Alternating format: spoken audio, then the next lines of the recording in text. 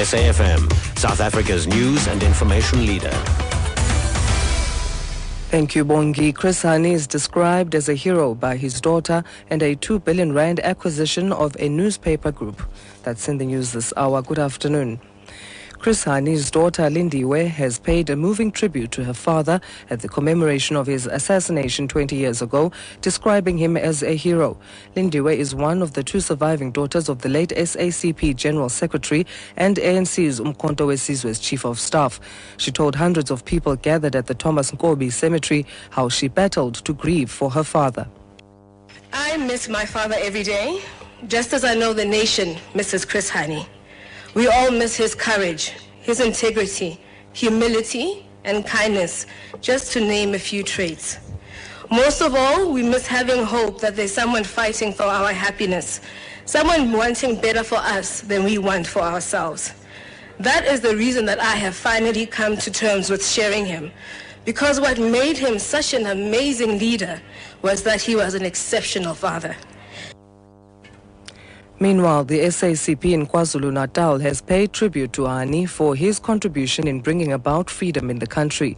KwaZulu-Natal SACP Secretary Themba Mthembu says this day has become very important in the history of the liberation of South Africa. The death of Comrade Chris Hani actually gives birth to the decision of having the first democratic election in 27 April 1994. So it will always go down in history as a day where the regime was pushed to be decisive about the negotiation. 6 people have suffered critical injuries following an explosion at a waste management company in Spartan Industrial Area of Kempton Park in Ekurhuleni. It's alleged the blast occurred when one of the machines was crushing aerosol cans. Netcare 911 Santi Steinman. One of the critically injured people were airlifted to a nearby Netcare facility for further medical care, and the Netcare 1 helicopter returned to airlift the second patient to the same hospital. The other 4 critically injured people were transported to nearby facilities for further medical care. The chairperson of the Interim SABC board, Zandile Shabalala, says their immediate responsibility is to bring stability at the public broadcaster. She was speaking after being introduced to SABC staff in Auckland Park this morning. Shabalala chairs the interim board with Noluthando Gosa as her deputy.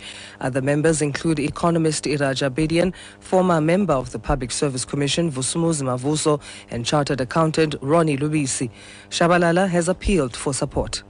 Our immediate responsibility is to stabilize SABC. As you might know, that SABC in one term have had 4 boards that have been dissolved. So our mandate, priority in our mandate is to stabilize SABC, is to make sure that there's productivity and efficiencies and people adhere to the Broadcasting Act and other acts that are prescribed for SABC. A march against corruption by the Metsi Mahulu concerned residents in Sasolburg in the Free State is currently underway. Almost 300 people have gathered at the local police station earlier where they laid charges of corruption against the mayor. The residents have now arrived at the mayor's office to hand over a detailed memorandum of grievances. Sekunjalo Independent Media Consortium will acquire the entire issued share capital of INM South Africa for a total of 2 billion rand.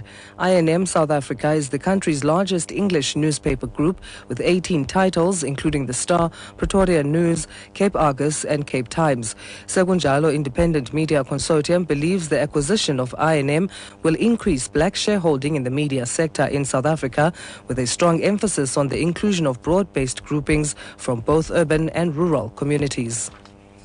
Recapping the top story, Chris Hani's daughter Lindiwe has paid a moving tribute to her father at the commemoration of his assassination 20 years ago, describing him as a hero. For SAfm News, I'm Asanda Matsaunyane. Headlines at 12:30.